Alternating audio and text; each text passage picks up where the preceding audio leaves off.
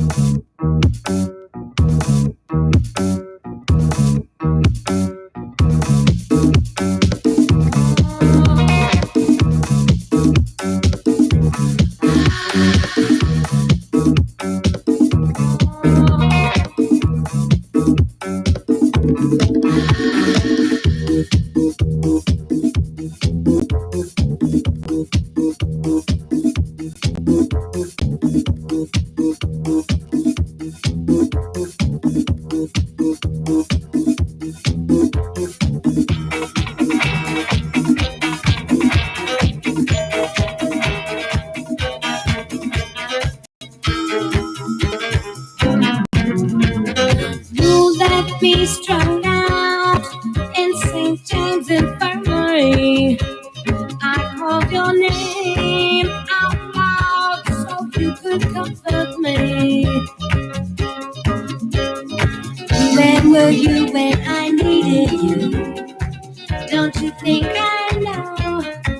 Where were you when I needed you? Did you think I'd drop?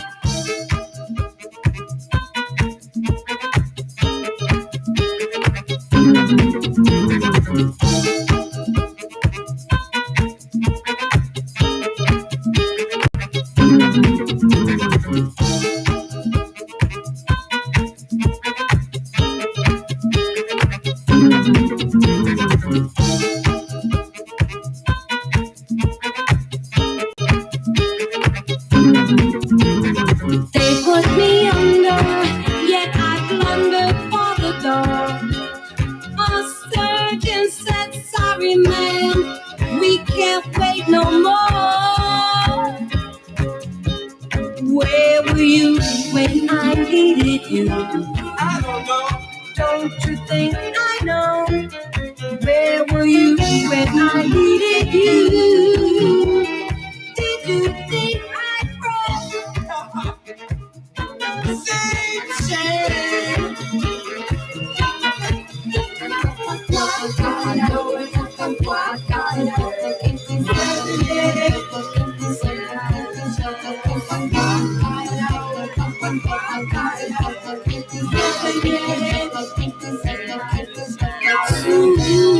Sandra said she saw you in Bordellos.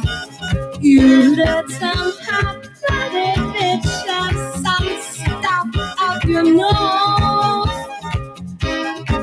You did the mambo, the cha-cha, bolero, the rumba. Don't you think I know? You did the mambo, the cha-cha, bolero, the rumba, the tango, the conga, the disco, the samba. Did you think I know? You're so sick. Ain't you got no shame? I know it, you got it, 7 years. I know it, you got it, 7 years.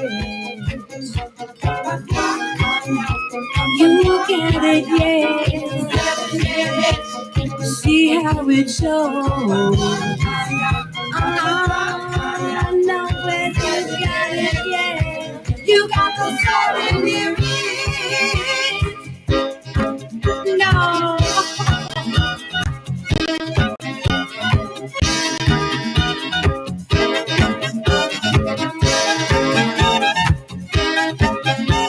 The mambo, cha-cha, bolero, rumba, tango, rumba, disco, samba.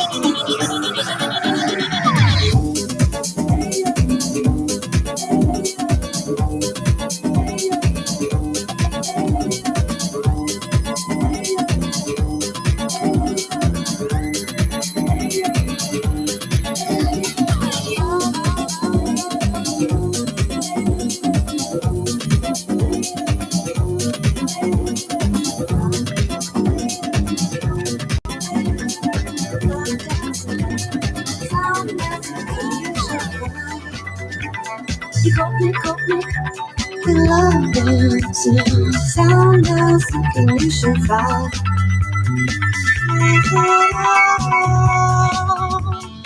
Hold on.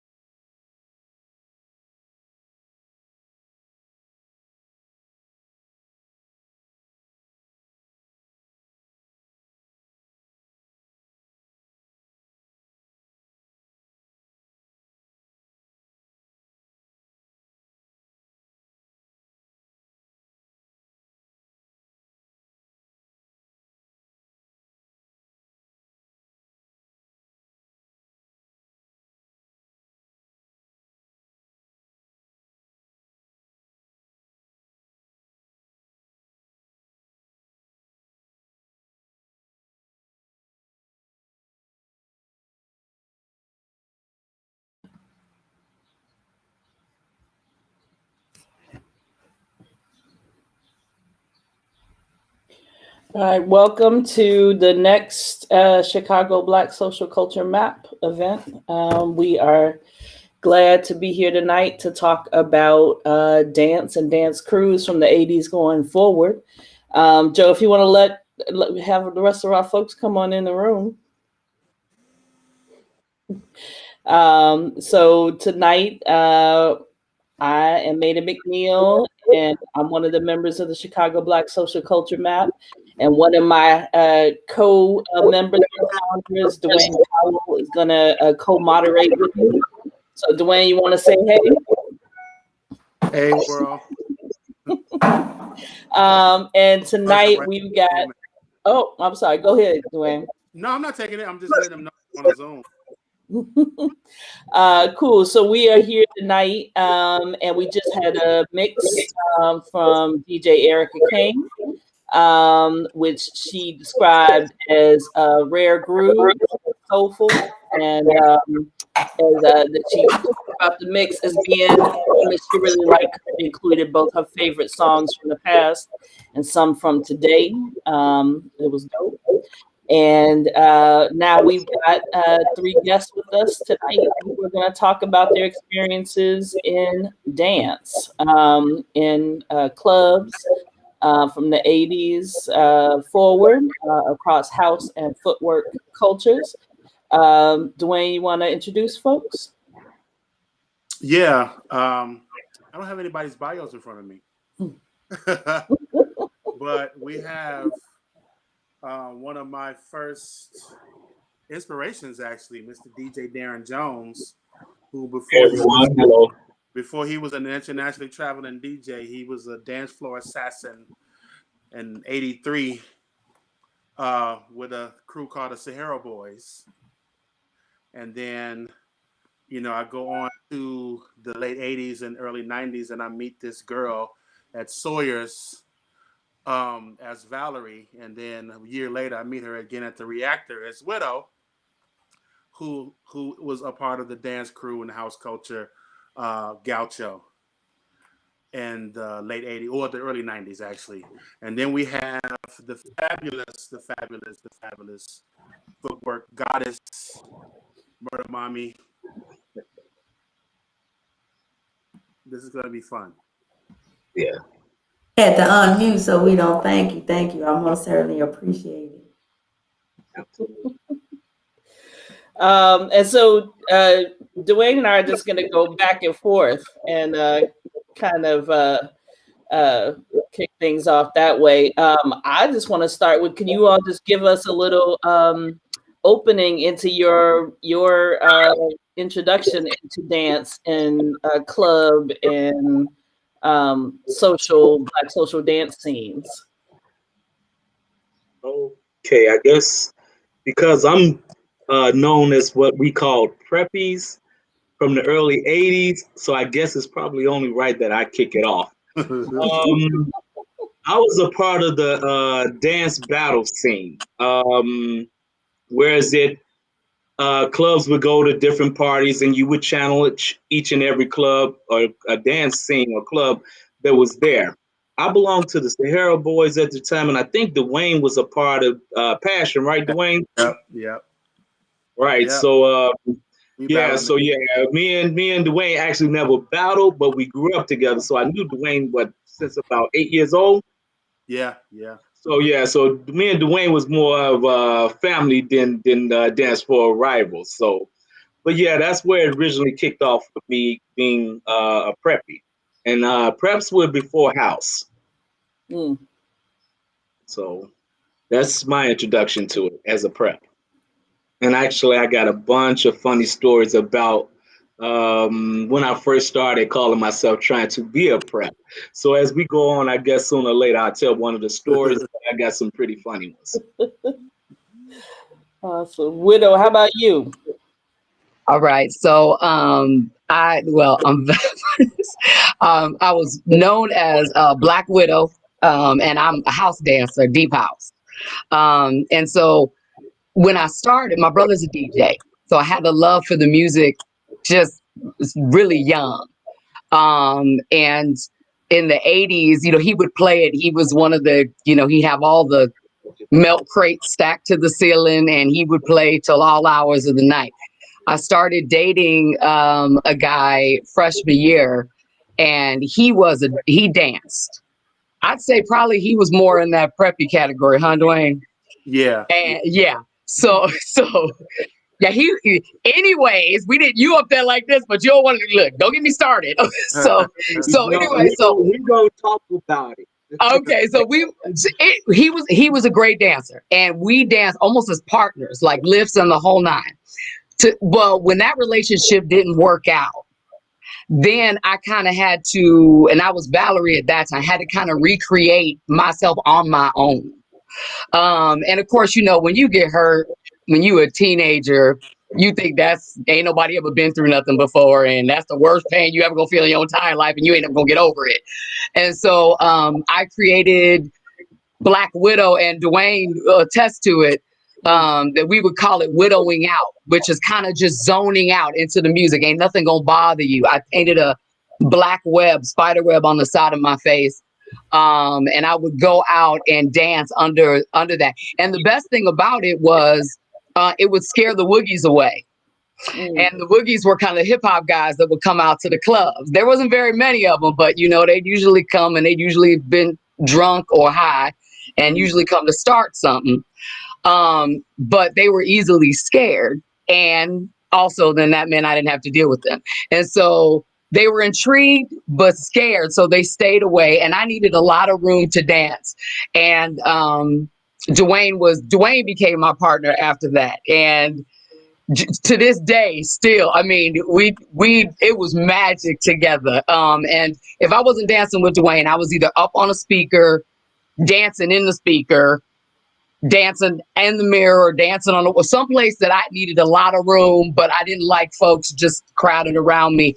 But it was magical. It was a magical time on that deep house scene, and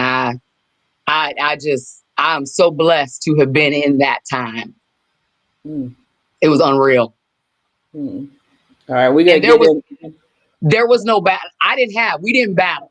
We had crews. I was part of Gaucho, but we were a fam. We didn't battle because I just need you to get away from me. That my cut is on. Like, I don't want you by me, you know. And I'm gonna get up on the speaker so you ain't even close to me.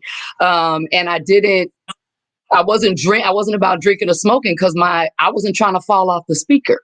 So, which could have killed me because they were high. So it was amazing. That's it. I got stories too, Preppy. We're gonna get into these stories. Real quick before the other young lady give us an idea of what she was doing. I remember being on the prep scene. We used to murder Gaucho. Period. So I'm glad. I'm glad at that time I probably didn't see you because you might have got me. Maybe, but it'd have been fun checking it out. Murdamommy, how you doing, love? I'm good. Never heard of Gaucho. So I'm just as intrigued that you guys keep going. I want to hear more. But my era, how I got involved into footwork, and it was basically it came from Juke. And everybody know Juke come from house. You know, I'm the baby. I'm the offspring of where you guys come from. So I was going to the Juke parties. We're going to Rainbow, skating any place we could go up north. We're going to Rainbow. We're going to 87th Rink. We're going to Markham skating rink. We're going to the Powell Hall. We're going to Route 66. We're going to what was the other spot? House of Kicks.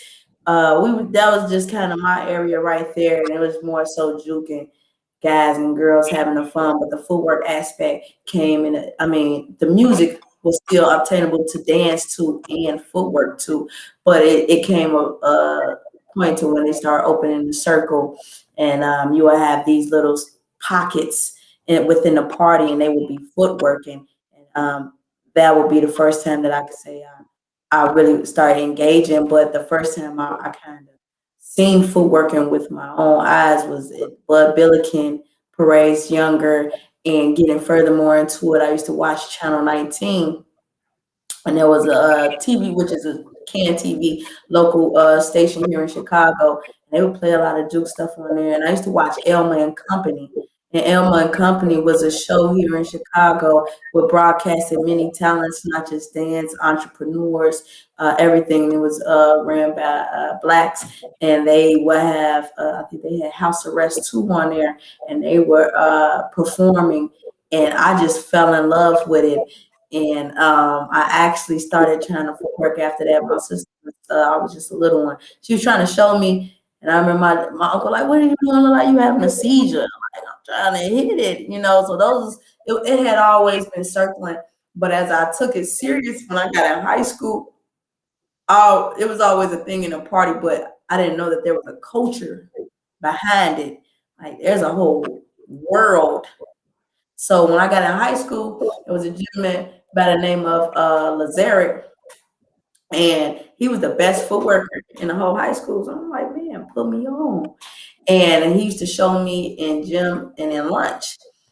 But we had went to break for Martin Luther King, and, you know, around this time, I'm sorry to say, the police killed him, which I don't think they should have killed him, but, you know, things happen.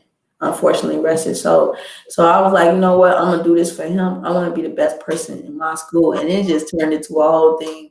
My cousin like, look, this is who you gotta be. These are the people who are in it. You got to watch this. You got to come here. I mean, we be at the parties, but you be over there. Like, you need to be over here. You need to know who this is. So I studied the whole entire game on who all the female, who like battling, because that's a whole different thing.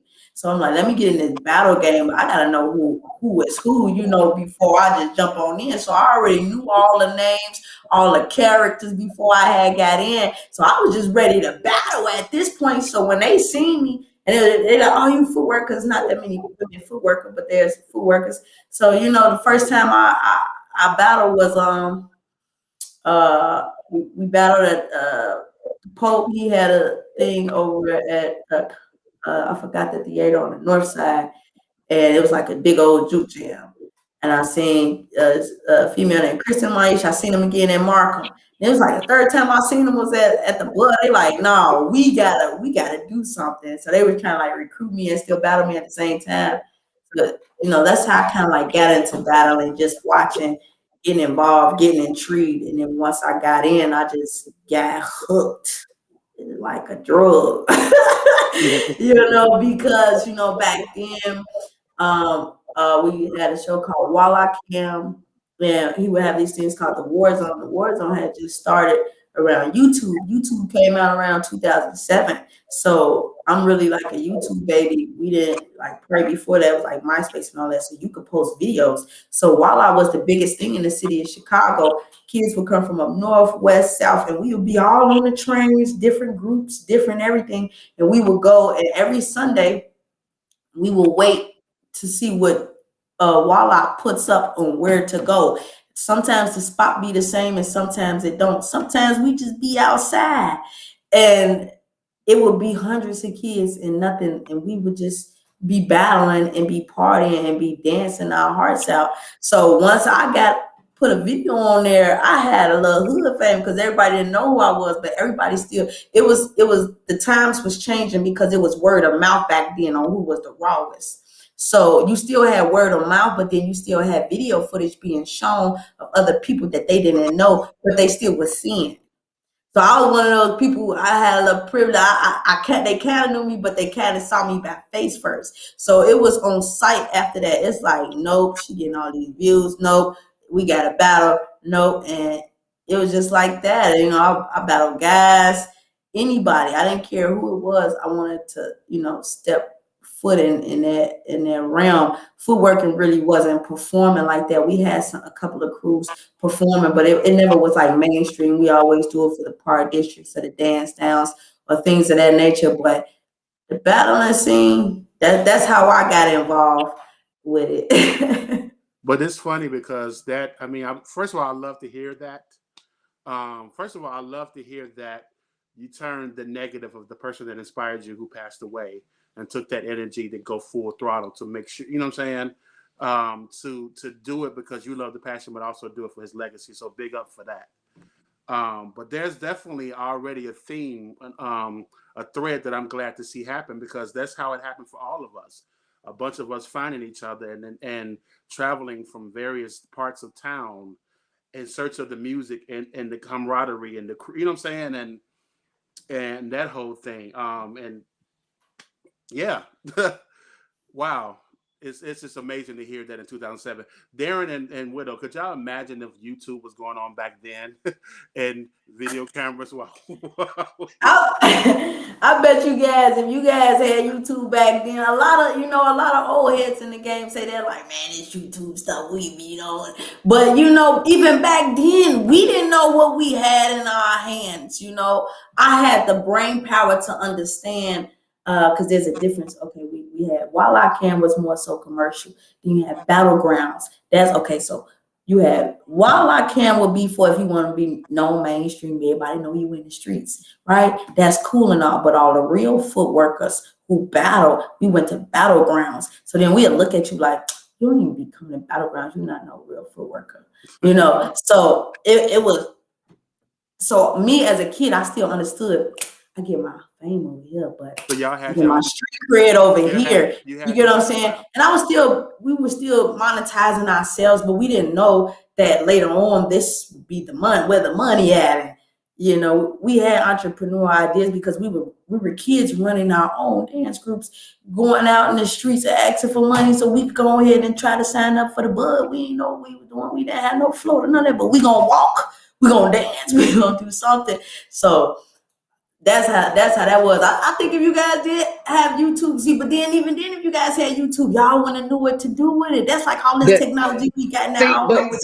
Okay, so what we did have was cameras about this big, right? We can't find the footage, and because I got children, we don't need to find the footage because I would have lots of explaining to do, Lucy. Okay, see, so here's the difference. When I say I did not battle. I performed. There's a big difference. Okay. I put on my show. I became. You know how people. So you grew up with the technology, and you know how people on social media and whatnot, they can become whatever they want to be. They have an image that they portray. Valerie was behind Widow. Widow was pushed up to the front. There was a story I had at the Powerhouse. So I talked about the Woogies. The Woogies were more the hip hoppers. They were usually the ones that caused the problems. They were the fighters, right? Only a few of them would come, and they usually come and get out because they would feel awkward, where normally we would feel awkward in the world. But in our clubs, we fit right in. So I happened to have this time I had put the spider web on my face. Now, usually the spider web's the whole right side. Okay. And this time I did the black lipstick on that side. And I also did just everything was done only on one side. So I was faced web towards the wall. And the Powerhouse back in the day, I don't know if you've ever seen, because like I said, you came out as our clubs they were spray painted black, walls chipping. In fact, I think I sent a picture to y'all so you can see it, and it was just a strobe light. I mean, the fact that we could even walk without bumping into the wall is shocking in itself. But you didn't need anything but the music, because the music stood you. You literally could not sit down. And our clubs didn't close like at the Reactor and the Powerhouse until the sun started to come up. And this was awful. And the only thing I had to drink was whatever soda they had or pop they had from Jewel, at the time, orange or something like that. But the walls would be sweating and it was just dark, but you couldn't stop. It was, and it just kept you moving. So I was faced web towards the wall. And this Woogie came in and he was all mad and he was talking about, oh, this is a bunch of freaks. Because from this side, I look completely normal. But I was faced towards the wall with the web, right? So I let him talk all his smack about how everybody here is a bunch of freaks and la, la, la, carrying on. And I didn't say anything. And then keep in mind, it's dark and it's flashing. And then I just slowly turned so he could see the other. He goes, oh, hell. Oh, you one of them freaks. And he went off, but he didn't bother me. It was the safest I ever felt. Like it was like I said, when I tell people about the deep house scene, because like I said, it wasn't about with us at that time. Well, with me and Gaucho, my group, it was more of a family. It was like it was kind of this group of misfits, and we just danced, and everybody did their own thing. I don't remember Gaucho battling. That might have been after me or before me, but to be real, I was so much into myself that I couldn't, and I didn't wear my glasses. Duane was my eyes. To the point, though, at that time, we're talking Gaucho was 90. That part of Gaucho was 91, 92. And that's when house culture itself was going through so many metamorphoses. Yeah, at that time, I was gone. And I was long gone by then. Right.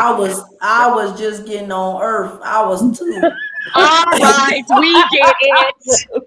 Yeah, I was long gone. You have to remember that the underground was starting to be really dismantled because spaces were not available. Right. And there really, at that point, really weren't many house crews left Mm-mm. because so many people had went off to school and college and things of that nature. And so the people that were still around, we were much more like a family.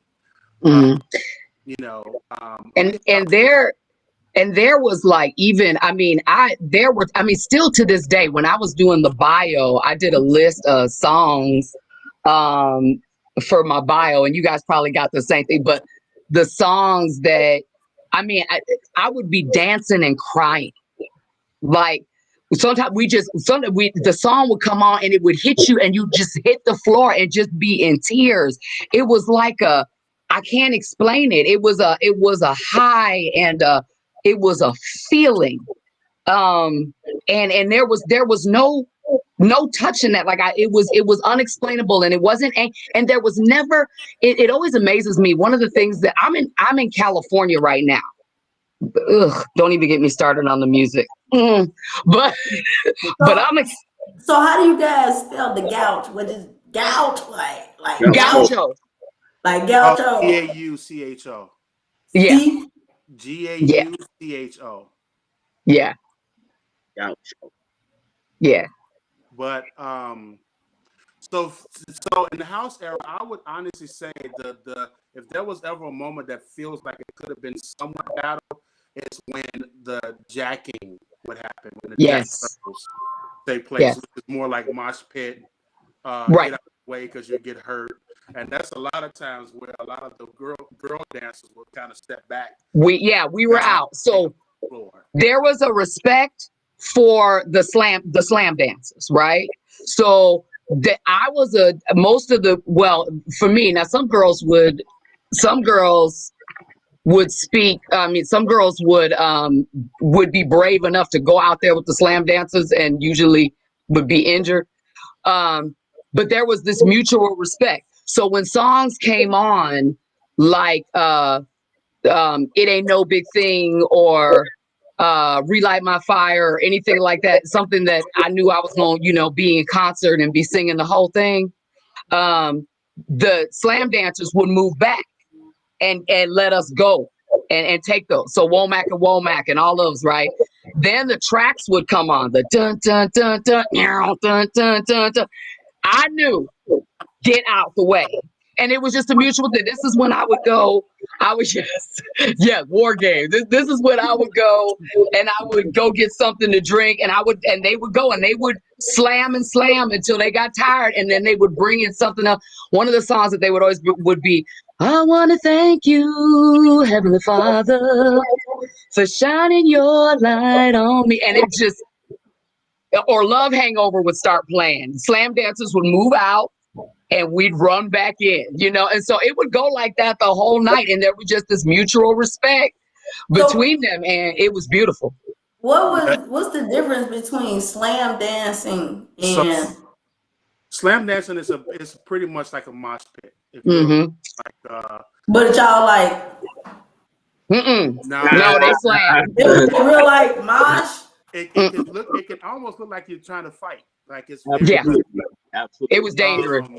But then very dangerous. There can be a unison in it as well. There can be a unison in it, but it's definitely aggressive. And I had one of my friends who did not know what she was doing came to one of the guys. I tried to tell her, when the tracks come on, you got to move out the way. She know I can do it. Busted both her lips and nose, just what I told you. But it wasn't. Nobody was mad. They didn't do it on purpose. You know what I'm saying? Like, and there was never, with the exception of a couple of instances that I can remember with fights, and those were usually like at the Bismarck, and that's because the Woogies would hit the Bismarck. It was almost always Woogies. But if you just look at like the Deep House Picnic in Chicago, all the years the Deep House Picnic has been in Chicago, it's not been shut down for fighting. That's because the music, there's no aggression in that. It's like a huge family reunion. Like, it's just good feelings. You just want to hug folks all the, it's like everybody's cousin. And that's how it was. It was great. But Darryn, the slam dancers were scary. So with the preppy era, the preppy was much more of a controlled situation. You definitely had more, dance moves involved. You definitely absolutely had dance moves. Choreographed. Yeah, somewhat like that. You know what? The dances was, imagine the Temptations at the height of their career on the dance floor dancing.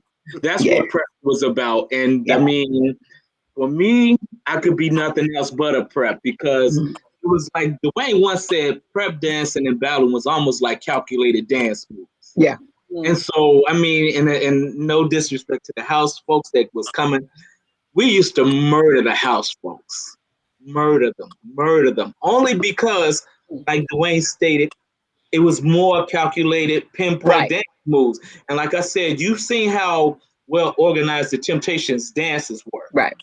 And I mean, when you would see a prep dance, those moves was just, man, they was sharp and on point.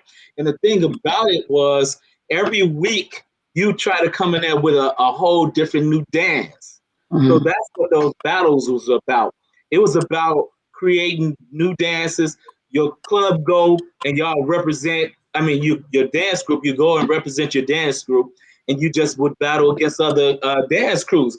And I mean, the energy in it was cool, because it was so many different folks showcasing dances that they actually made, and we would be out there on the dance floor, showing our moves. Yeah, because a lot of what were some of those dances? Well, the thing was, it wasn't always about a name, but I can say one dance that I remember. We want you to show us. We don't want you to tell us. We want you to stand up and do your. I want to know. Hey, look. I want to know. I was 2 around this time. Wait. This was before my time too. This was before my Preppy was before my time too. So this is like in the 70s, like 70s. No, it was in the 80s, early 80s, late 70s, early 80s. So like, was y'all getting suited and booted and coming with dance routines like? So yeah, we was definitely geared up. I mean, you got served like you got served like that. It was like, man, I mean, yeah. Duane will tell you to this day, when house folks talk crazy, I'd be like, I'll battle you. I'll still say that. Now, don't get me wrong, I ain't dancing like I used to, because I'm more or less DJing these days. But most DJs were dancers early on. Yeah. We were dancers. But yeah, I mean, to answer your question, one of the dances that I do remember, it was the White Horse. And the reason I remember the White Horse, because the White Horse was a popular song. And so we actually made a dance called the White Horse. So whenever White Horse by Laid Back would come on, everybody would do the White Horse. So yeah.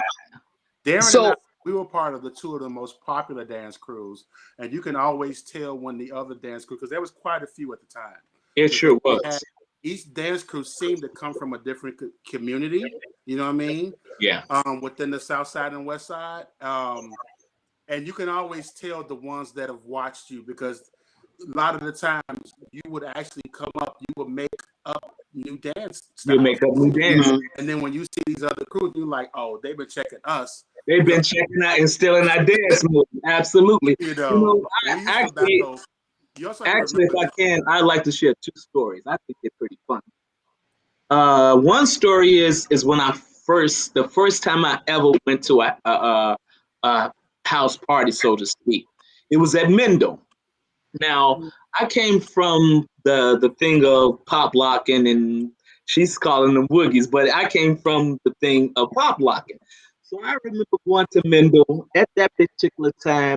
The Izod was real popular. Everybody would have the Harold Washington buttons on, the moccasins, and the Levi jeans and stick pins or whatever. Now here's my black tail goes to Mendel. Now I got all of this stuff on, but I still got an afro. So, and back then everybody was sporting the waves. I go up in Mendel, I got my little afro. This is my first time being in there. So me and one of my buddies were in there, and the music is beating, and I'm like, man, this is pretty cool. So I didn't dance right off, Then sooner or later, it was two young ladies, and me and my buddy was there. Now keep in mind, this is my first time ever being there. So I get to dance with we get to dance with the two ladies. Next thing I know, that starts forming a circle starts forming. Now that's the thing. When you're dancing with somebody and you're going at the circle forms. Now, this is my first time being in the circle, and I really don't know how to dance house. So, old girl baking me. She giving it to me. Everybody laughing and, she killing them. She killing them. She killing them. So, Man Parish comes on, hip-hop, bebop. That's like a breaker song. I'm so pissed off because old girl giving me the business. I start pop locking and break dancing and getting in her face waving. She looked at me, rolled her eyes, and walked off, and everybody laughed. And I'm just thinking to myself, like, what happened? So somebody came to me, is like, dude, they don't break dance in here. Now, fast forward, once I went full prep, coming in there with my Willie Wear on, Gucci belt, waves, make you seasick, or whatever. I'm in there and I'm battling against Desire. Desire. You remember Desire? I'm battling against Desire. So the funny thing was, this particular cat from Desire, he was the president of Desire, and I was president of Sahara Boys. So we was supposed to, the two presidents of each club was just gonna battle it out. So all of the week leading up to the battle, I'm staying at home. Of course, I'm in high school. At this particular time, my mom's had the mirror that went from the top of the ceiling all the way down to the floor. So this was my dance scene. So I'm playing music, I'm dancing, trying to come up with a new move. So finally, I did come up with a new move, but I'm like, this is dope. So here we go. We at Mendel. Desire, Sahara Boys battling. The circles usually start off huge because there's so many people in the circle dancing. But after a while, it starts thinning out because you start weeding out the guys who can dance and the girls who can dance better. So it comes down to the very end where it's actually me and the guy from Desire and we're battling. So I do a move, he'll do that move to show I can do that move. So that's kind of how it would go. He'll do a move, I do that move to show him I got your move. So we going back and forth, and I'm just sitting here thinking to myself, when they play a song that I really, really like, that's when I'll bust out my new move. Now at this particular time, I guess the dance gods was on my side because I'm hearing White horse? I'm hearing Pipeline come in. I'm hearing Pipeline by who was it? Bruce Johnson. Yeah. Bruce Johnson. Pipeline is coming in. So I'm like, oh snap. Pipeline coming in. So now I'm picking up the pace and I'm getting that vibe and preparing to move. So Pipeline comes in and everybody's who's familiar with the song Pipeline, right before he says Pipeline, it goes doom, doom, doom, doom, doom, doom, doom. Pipeline. As soon as he says Pipeline, I hollers out, new move. I do a new move.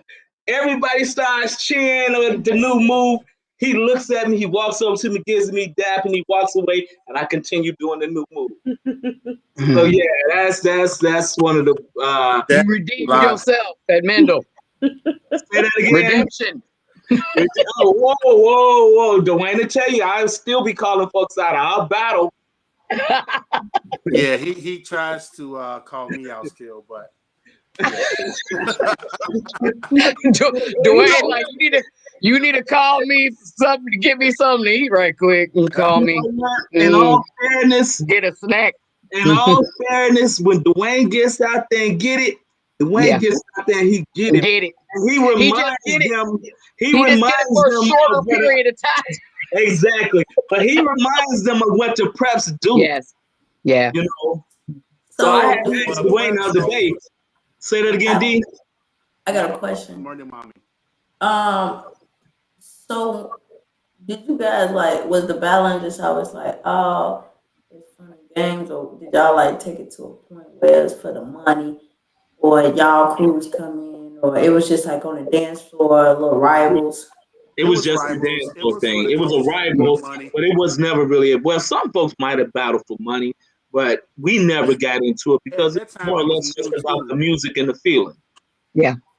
So It was one thing about the about music this, and the feeling. and the one reason why we have the Chicago Black Social Culture Map Project is because so much of what we did back then was for the kicks of us being young and in this thing.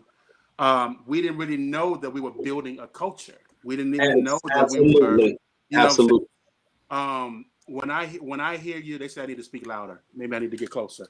Yeah, that's good. When I heard you speak about your travels, like, you know, the things that it just mirrored the culture that we started in the mid 80s of Yeah. finding these various spaces and the different things. I think the interest of media really is what propelled like the footwork era to be able to be more visual and get to that point. But at the time, we wasn't even thinking on that level of whatever. I mean, Widow, you did eventually, like a few times, perform. You know, she definitely did a few stages and talent shows and things of that nature.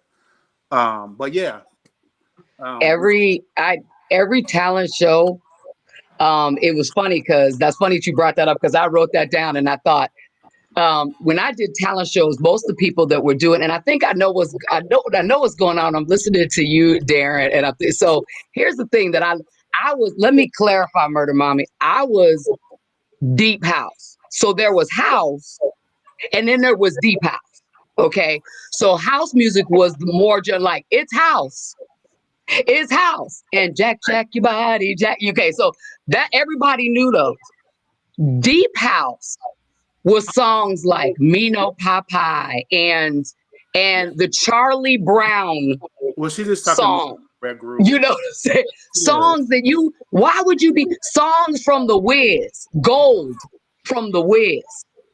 You know, and they were usually B-sides of songs. So, you know, there'd be the popular one that everybody knew, and then you'd flip it over and there's this song on there. Like on the A side was The Real Thing. On the B side was Why. Why will be the one that makes me cry. So I thought about, like, I did the talent shows. And when I did talent shows, when everybody else was doing the regular music that was out at the time, so that was like Bobby Brown or whatever, you know, the talent show songs I did freshman, I did Let No Man Put Us Under, Relight My Fire, Touch and Go, Thank You, Baby I'm Scared of You, Dr. Love, and Shame. All of which were way before my time. And here I am, a kid, doing these songs that like my parents and aunties and uncles knew because they were way before. So, but I didn't list any songs that were really popular. More so now, Darryn, just to let you know, even though I wasn't with I liked the Preppies. I didn't like the Woogies, but I did like the Preppies. Right. As far as the guys, I was definitely a Preppy fan. The house guys were my friends. The Preppy guys, that's who I end up with. So, I like them. Actually, that's okay. That's a good answer. And I love the choreography. And to this day, I love to watch the choreography. I love to watch the footwork. I mean, I love for that. With that being said, to be honest with you, I'm glad you kind of stated that because it kind of put me in a frame of mind. Today's preps would be the what do you call them? The ciphers? The what? Yeah. Ciphers. Those would be preps. Mm-hmm. When you see those guys in New York doing those ciphering moves and stuff like that, that's what preps were back in the day. Where Murdamommy is where we started. Okay, right. Okay. So actually, I'd like to see her get it in. To be honest, because I love to see a good dancer. Oh, go Google. I love to see a good dancer. You will see. You know. Speaking of which, we have to see you guys' archives, and we have here to show. Yep. So, you better not be surprising us with nothing, Duane. Like you found some footage. I'm gonna have to close the computer. Make sure the children don't walk in. Well, they have no dance footage of me because at that time I had stepped away. What, in '87, Duane? Yeah. So before, I stepped away in '87, and I didn't come back I didn't come back to the scene until like 2008. And the funny thing about it, when I did come back to the scene, everybody thought I was some new dude. And I was like, no, I've been around here doing this for a while. Uh-oh, you got my name up there. What have Darryn's first. What have I done? What have I done? The pipeline. I just was speaking of this song about battling the pipeline. Yep. So yeah, this was like my ultimate cut back in the day. Pipeline. So yeah. And also though, Widow, you probably would like some of my mixes because you like the B side, and today I'm The like B-side. I'm a B sider. Yes. I'm a deep. B sider. Yeah. I play super deep. So you probably would see what I do. Yeah. I'm looking you up after. Absolutely, I'll send you mixes and everything. Yeah. Murdamommy, what we're looking at here? You looking at me in the studio teaching the youngins. What I like about this is that I'm actually foreheading and spearheading and making sure that the next generation gets what they need. So I'm also teaching what you guys and left. I'm teaching what we got going on as far as me being in the second generation, third generation footworker. So got that a little in me. So this right here is me also teaching what they need to know. And in these same studios, I let them know what a popping, what a whipping, what a snaking, where all that things come from. And it's only, you know what I'm saying, Jack is the creator, and there's many houses, but we have most definitely got our own house, but we need to respect this juke house and form. So that's me right there, teaching the next generation. You see new generations in the back dancing. This is just a clip of us for working as a unison, as a dance crew.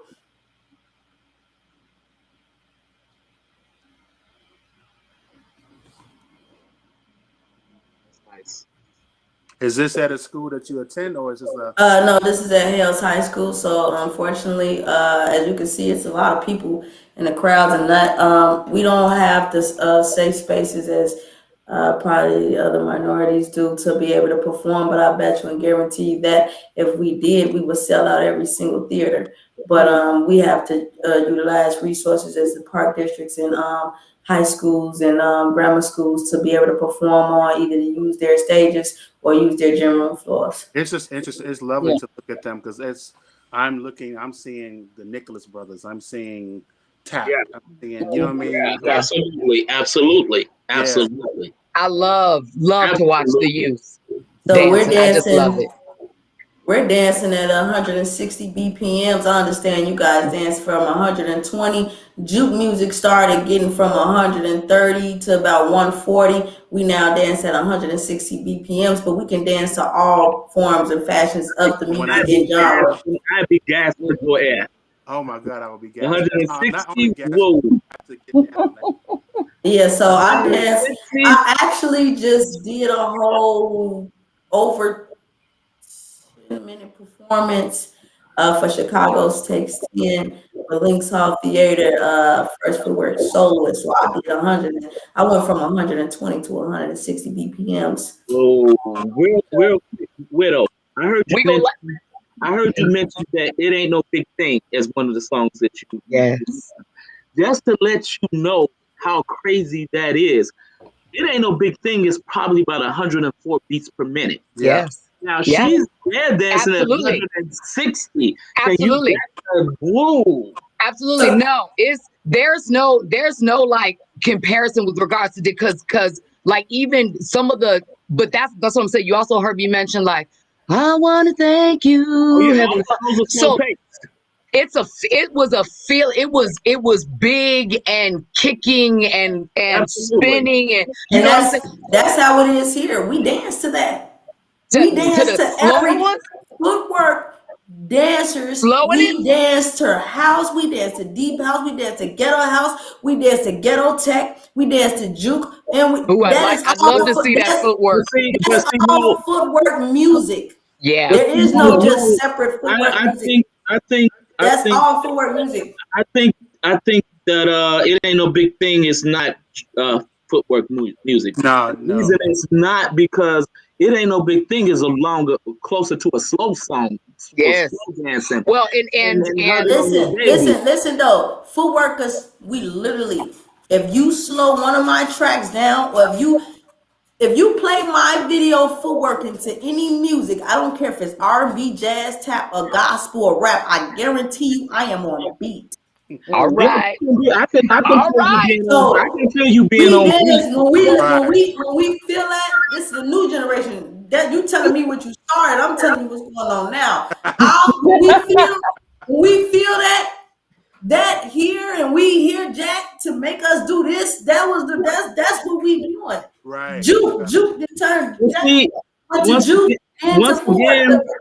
So it's like it just elevated. You get what I'm saying? But when we hear that music, and when we hear those drums and we hear them 808s, it don't matter what it is. Our legs and our bodies, we're gonna do the Holy Ghost.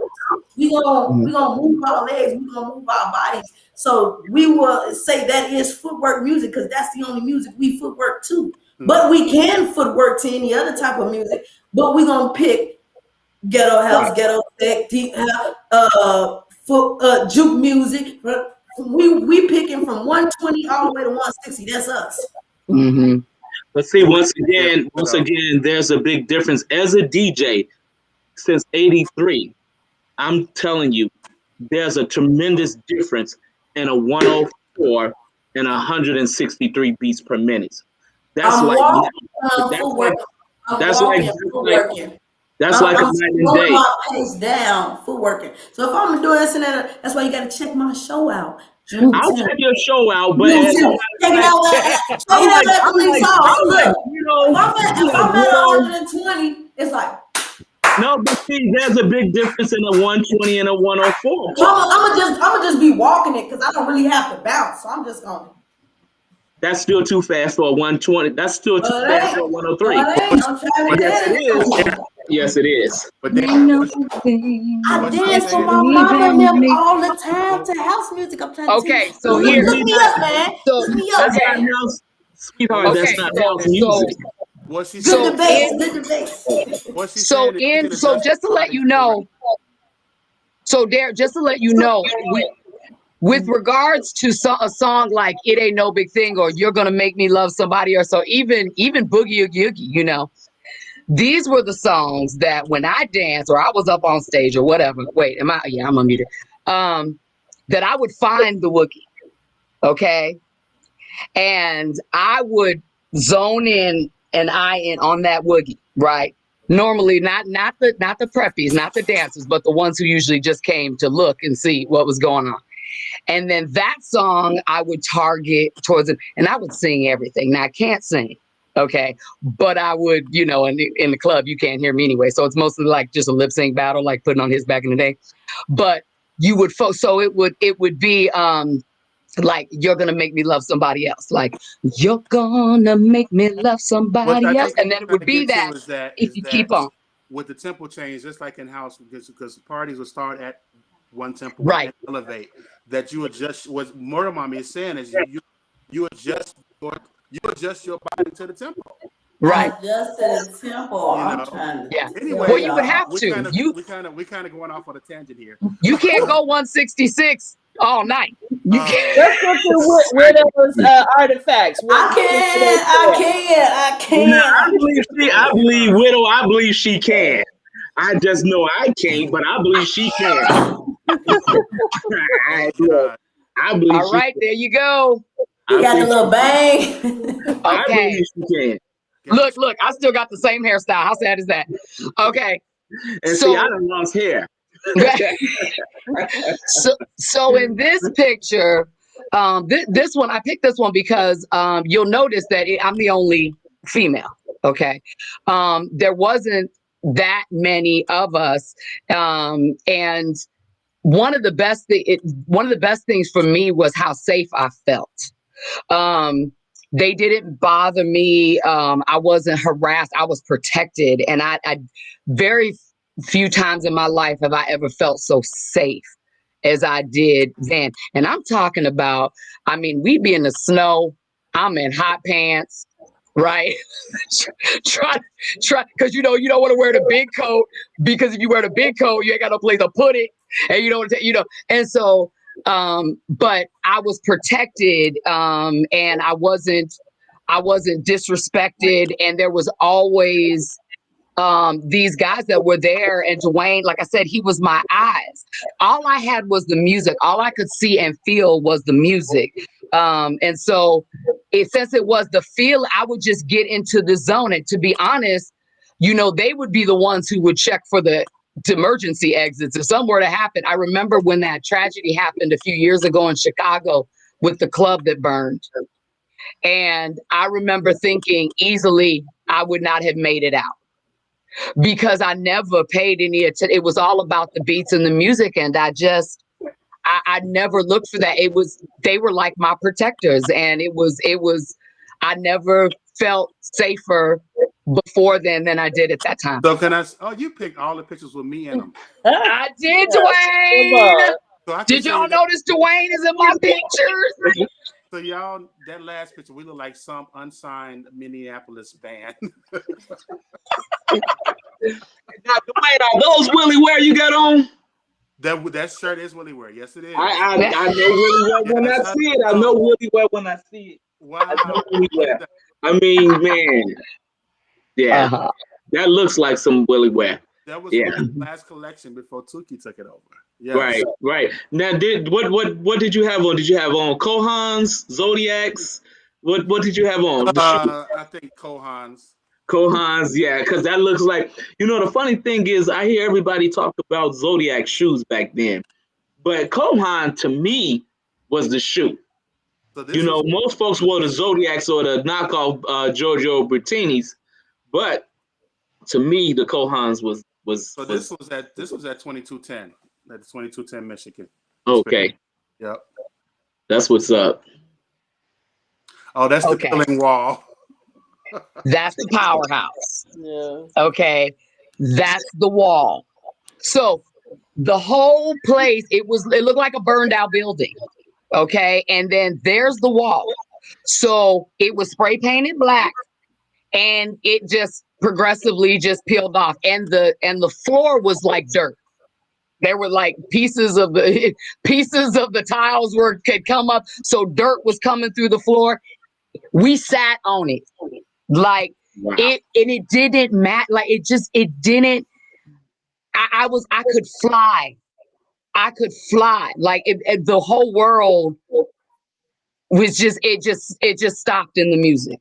It was amazing. And so we didn't need anything fancy. We didn't need, and it wasn't about being popular or money or famous or anything at all. It didn't matter. It was about this feeling and this family and this world where everything and everybody, it didn't matter where you came from. It's funny because now I have friend up with people on Facebook that I hadn't talked to in years, and now I'm hearing their real stories and where they were at that time. We had no idea people were going through what they did. You know why? Because we didn't have no social media and everybody for their business out there. Everybody was going through something and a lot of stuff, but the music made everybody either forget everything, or now the music makes us remember everything. But it was just the music and the feeling. Oh yeah, there's my leg. Can you still get your leg up like that? I actually know. I can kick it up kind of, but I would need the help again, Duane. I would definitely need the help. I used to kick, like something that somebody that Prince would have signed to a deal. Right, and you can see on this one, you can see the full web on this one. So it was always that, and I used to do it on the way over. I do it on the bus, and I actually had a black veil that I would wear when we were on like the L and whatnot. Because why?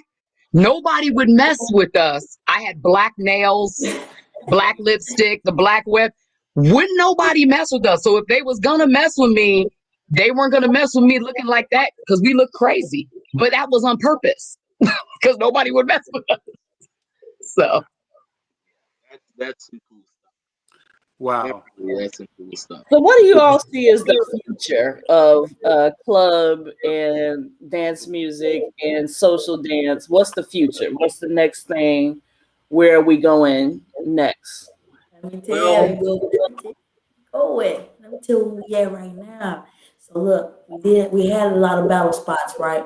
But see, the dance scene here in Chicago kind of slowed down because of the drill scene. So for the last 2-3 years, we've been getting the south side of the Chicago, they're back dancing. Now we're getting back the west side of the city dancing. But juke is no longer can only be 21 and older to have those type of parties and things now. Dance doors. But so they can't have that anymore. So what we've been doing is now we have things now, combat zone for the younger youth. They go to that every weekend, or they have those events where they battle. We also have every Saturday, AG, he throws event on 76 and Jeffrey. It's grown-ups and it's kids there. And check this out, the club scene where I'm throwing urban upscale parties, which is always private because, of course, now due to COVID, it's limited of people. But it's urban upscale, and we have the battle scene there, and we have, you know what I'm saying, kind of like a short crowd, things of that nature. So as far as club scene, there's not too many battling or dancing like that going on in the clubs now in 2021. I mean, if you go to probably up north or something like that, they're still doing it. I mean, they're listening to some ghetto tech, but it's not how it used to be. So now, if you want to say in the urban community, if we want to speak in that aspect, then right now what we're doing now is the city of Chicago is most definitely connecting with us. The older folks is feeling the vibe of what we got going on. The next party that we're throwing is called Count Your Jukes. And it's totally different than the parties and stuff that you probably ain't hearing. Like this party, we're going to have referees in the corner, and they're going to actually count the people jukes. And then we have an 8-man battle that same night. And the winners, of course, get a prize and things of that nature. So it's turning totally different, possibly from what you guys think. And they're not doing all that dancing and stuff in the clubs per se, but they are doing it somewhat up north, but it isn't. I think too that, you know, one of the big differences, I know when I came out here to California, I was so shocked when the clubs would close at 2. I was used to them closing at dawn. But one of the things, and I'm sure you know this history, Murdamommy, is that we had juice bars. So there was no alcohol in our clubs, most of them, which is the reason why they could stay open until 5 and 6 a.m. in the morning. Yeah. So that's how we got around that. And so I think that made a big difference. Now, you would always hear me say, like, one of the things was the music was the high. Like, I didn't need any drugs or any alcohol or anything like that. It was the music that literally kept me high. And I would always say, we didn't have any of that. We just needed the music. And like I said, I have since hooked up with people from past in the house lead and said, man, it's totally different because at that time we didn't need it. And they said, you didn't drink, you didn't smoke, but some of them did. The thing was, there was this respect, like they knew I wasn't about that, and didn't nobody mess with me about it. You know, it wasn't like, come on, you got to do this, you got to do this. It was like, no, the song is on, you know, going. So it was literally about the music. For me, at least in my era, by the time I came in, and I came in after Darryn's battling, you know, I was young, but I loved to watch him. But by the time I came in, it was literally my soft place to land, and it was amazing. But in terms of your future, like I know you're in California now. Oh, you're dancing into like your classes. Job. So you talked about youth. So I'm actually a Zumba instructor. I've been a Zumba instructor for about 12 years, which is a fitness instructor that's dancing. Now, I always tell my students, I'm like, look, if you've seen a Zumba commercial, they're like, yeah, we've seen Zumba. I'm like, well, I don't look like that. I'm from Chicago. I'm going to do the Chicago version of Zumba. which don't look nothing like it, but you know, I'm licensed, okay? So I not only teach Zumba, my version, and I've got the YouTube channel, and I got the, you know, but it's definitely, you know, I'm teaching, you know how it is when you're teaching others, you know, you've got to, they're not at your, where you at or whatever. And so I teach a regular class. I now teach seniors, and I teach children, and I teach 4 to 6 and 7 to 12. And so I teach dance. I tell them, I said, from 4 to 104, I got them dancing. And just this idea of what dancing does, especially now, because in COVID, everything shut down. I went from 6 classes a week to none, and then I put everything on Zoom. And so when I went to Zoom, I was able to reach out to people that I normally wouldn't. And now that we're starting to come back live again, can bring those people back in. But it was the feeling that you get. And I pick music that I remember, and it's also affected my life in the way that I have 2 musician sons, a 15-year-old and a 17-year-old, who's a drummer and a bass player. And they are also playing the music that I dance to. As a matter of fact, right now, Duane, the bass line that my son was playing the other day was "You're Gonna Make Me Love Somebody Else." And it's just to hear him funk it up, like, you know, make it his own kid version, but it's the music from my, and to hear him, he don't want me singing lead in I try to suggest that we get this band together with my son on drums and my other son on the bass, and I could be the lead singer. But they not loving that idea. So, and my husband ain't up for it either. So we were gonna do the Partridge Family. You don't know nothing about that, Murdamommy, but we was gonna do that, but it didn't work out. So I'm just gonna go. Partridge Family. And so with Darryn, you being also an international DJ, you've seen the dance floors at large across the world now. So what do you see as far as the future? You know, you've seen where we started and how this began, and you see where it's now all through Europe and everything else. Right, on the biggest scale. In my view, because, you know, I'm a B-side rare groover. I'm that dude who's gonna play the song that everybody disregarded. Number one, the color has changed. With the music that I represent, I consider myself as a DJ, as a defender of Black music. That's what I pride myself as a DJ. Being a defender of Black music, you know, I try to focus on those forgotten artists that might have made only one song, but it was crazy good, but they didn't get the recognition that they probably should have gotten. Prime example of this would be this gospel song called "Everyone Should Praise His Name" by James Corcoran. I found this song a few years ago, and then when I would go on tour, I would always play this song either at the beginning of my set or I would play it at the end of my set. Me doing this song and being on the international stage, it relit his whole career. So I talked to him on a regular, and he's like, man, he's touring again and all sorts of things because he played that song. And once again, that's part of why I try to represent Black music to the fullest. The music from my standpoint of what I see, it's more of a soulful, rooted Black experience movement music. The stronger the female or male vocals, the tighter the band, the bigger the cut. On a bigger stage, they're not looking for what's popular, the top 30 songs and stuff like that. On a bigger stage from the scene that I'm on, they're more levitating and gravitating more to that DJ who's stepping outside of the realm and pulling these songs that most folks may not ever heard of.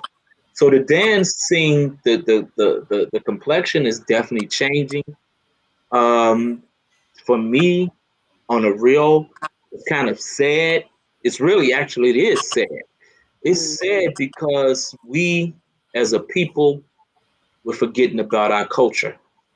And all of that music where I hear guys say, y'all need to get up on this new music, that's like telling Black folks to forget about your history. Mm. And that's what they're doing. That's what they're saying. There's nothing wrong with embracing this new music, but don't forget the struggle of our old music, because there's plenty of our old music that never made it to the radio, and there's plenty of music to be found. I'm a living witness of that because I've been all around the world playing all that music that folks say I shouldn't have played. So in a sense, it's sad, just like jazz, just like blues, just like hip hop. We get bored too fast with who we are, and we let someone else take it over. Mm. And that, to me, I don't really like the direction that it's moving in, because pretty soon we won't be represented at all in this culture. And that's a fact. Everybody's looking like, No? I mean, Word. Yeah, that was an uplifter. Thanks a lot, Darryn. I think a lot of that goes I to, mean, Meida like, I mean, this is literally why, Honey That's why we do this work. That's why we do Mhm. it. right. So yeah, so you get what I'm saying, man. Right. And I mean, when I came to California, just a side note, I actually brought Widow out here I took Widow everywhere. I took her to Iowa and everywhere, but I brought her to California, and I was a DJ out here, not spinning. I was on the mic. He was a radio. So, right. So I was the Black Widow out here in San Francisco, and with the talk show and the whole nine, and the even the music then, there was a lot, kind of like you said, it's kind of changing. So it's, was more the techno and freestyle and things like that. But the musicality of it, the feel of it was missing. And if you still live in a place that has the like Murdamommy, you still in Chicago, so you have the richness of the music there. Like I was trying to tell y'all too. I think that goes a lot. Like I was talking to a lot of DJs. Mhm. It ain't that people ain't loving it. Play house everywhere, they love it. You play house here in Chicago, we love it. You play it somewhere else, I'm trying to tell you they love it, but you gotta know this too. Juke music and footwork, we don't get played like that. And when you play it overseas, you play it somewhere else, they love it. We're not getting proper representation here for these kids to listen to it on these radio stations. Why aren't these DJs getting a proper slot where we have a section where we have a whole genre of music? It's all money. Why isn't house having a whole hour session of just playing? Now, when you at the barbecues and stuff with your family, they give us about a minute or two, and everybody be sweating. They just be sweating. And then by the end of that, they be like, then they put the little juke on because they mix the house with the juke. You know what I'm saying? And after Folly gone and all that stuff, they don't pay. They don't give the DJs none of that. They're not giving them no credit. And once it's done over, they play a little bit of juke and probably about 10 seconds of footwork. And they be like, all right, y'all, we done. And then the whole family, if you ever notice, they be so happy. They be juking. They be sweating. Hit that.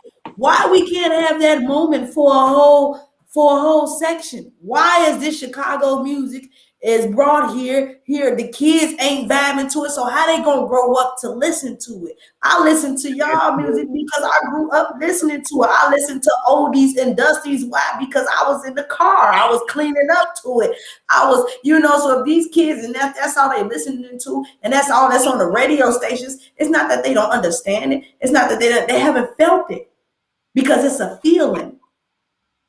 And I could care less what the world got going on. I'm focused about Chicago and the richness and the preservedness of this. And then we can worry about how the rest of the world is feeling about what we got going on. But we got to take care of house first. You get what I'm saying? So I listen to all that. When I tell these kids, I don't brush off house or none of that. No, if you need to know how to footwork, you're going to footwork on beat to this 120 BPMs before you get to 130, before you get to 160. You need to understand why you moving your body like that. You need to understand that the first footwork move wasn't with your legs. It was the Holy Ghost. You need to get that pop. You need to get that whip. You need to learn your irks and jerks.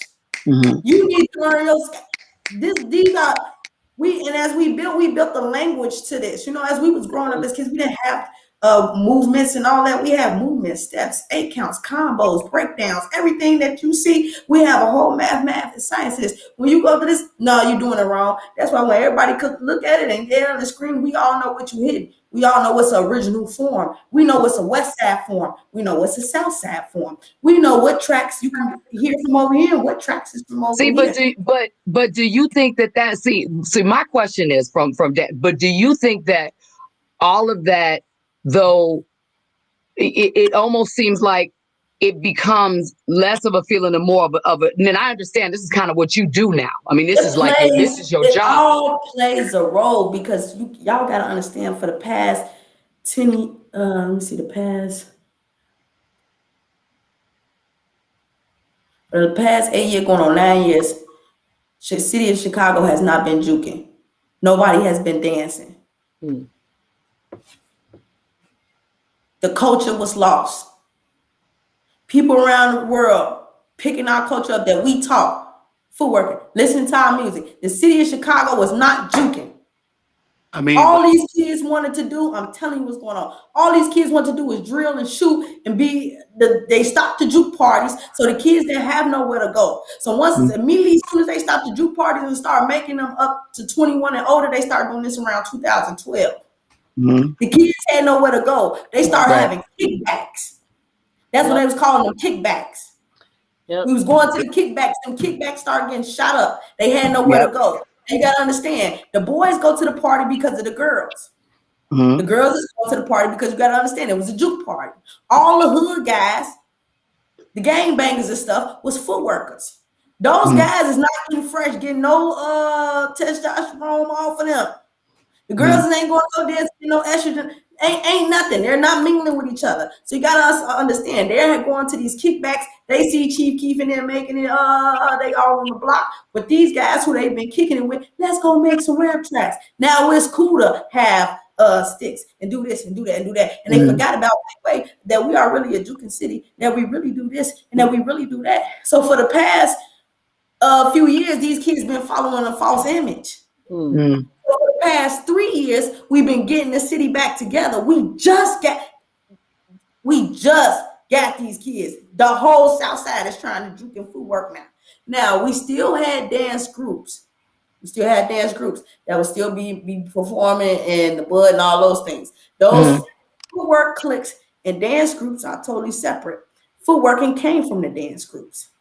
The footworking was the thing that you would hit at the end of the dancing. So we had some dance groups, but those they'll just be dancing. They had nobody over there teaching them footwork, and then the footwork that they did was doing it, and they wasn't battling. So we have the battle scene. The dance down scene always stayed into play, but these kids wasn't dancing. They wasn't going out nowhere. It's just you going to practice, perform. They're not expressing their talent. Yeah. So now out west, they're not dancing at all.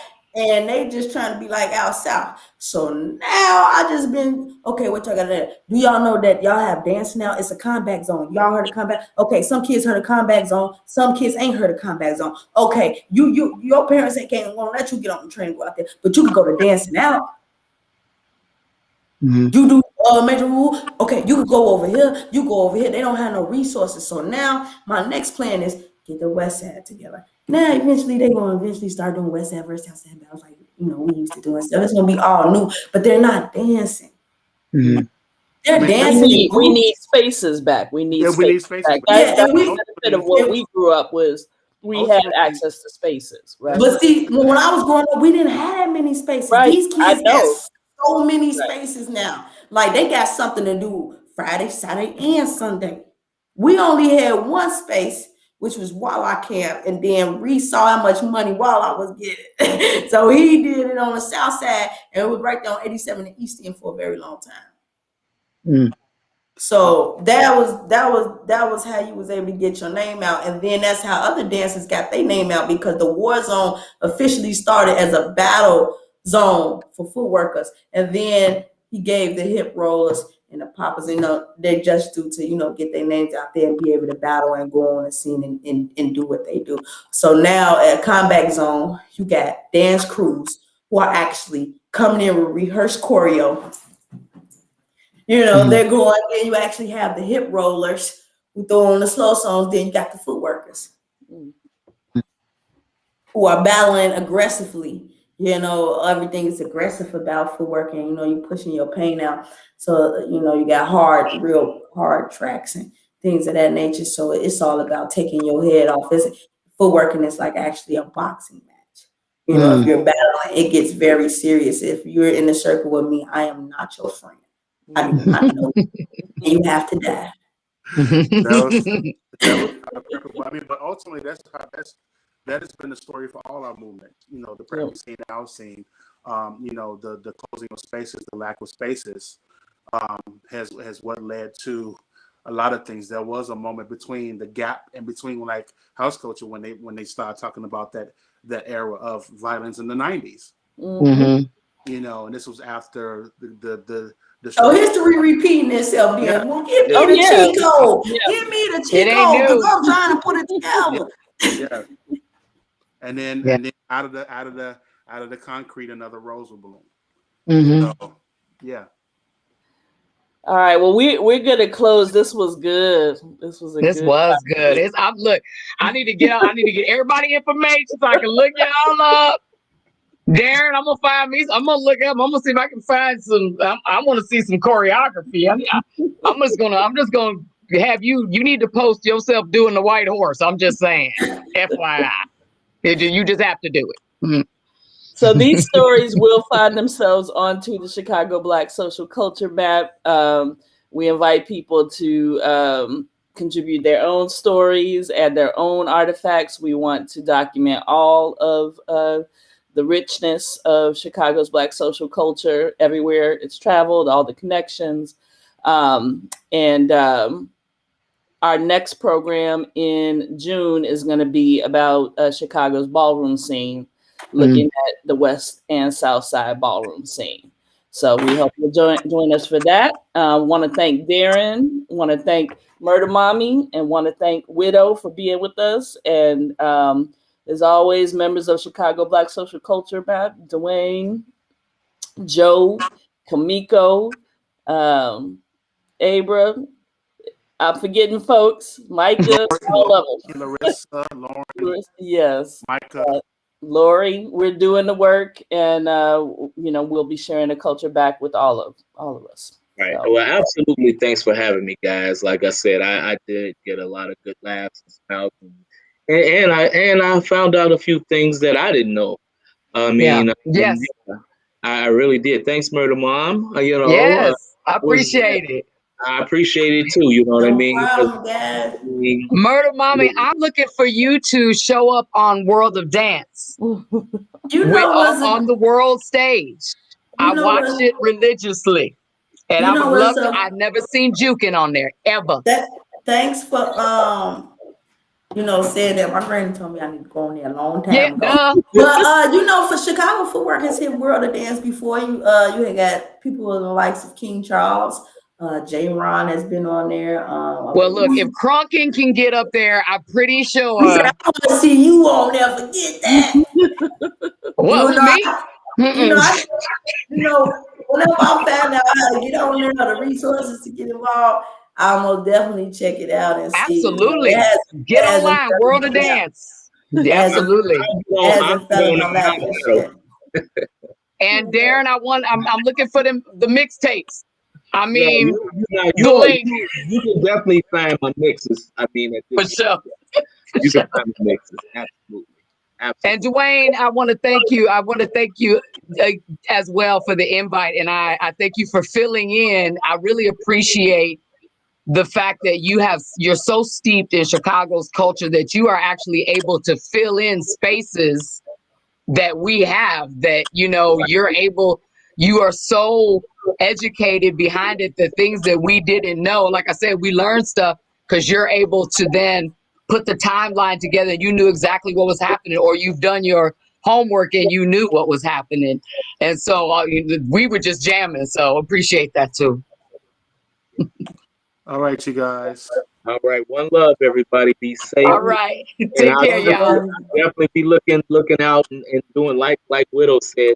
I'm gonna definitely be looking around for little snippets and history on everybody at this point. For sure. And I'm gonna try to find some more. I got some more pictures. I'm gonna load them. I got some more pictures of you, Duane.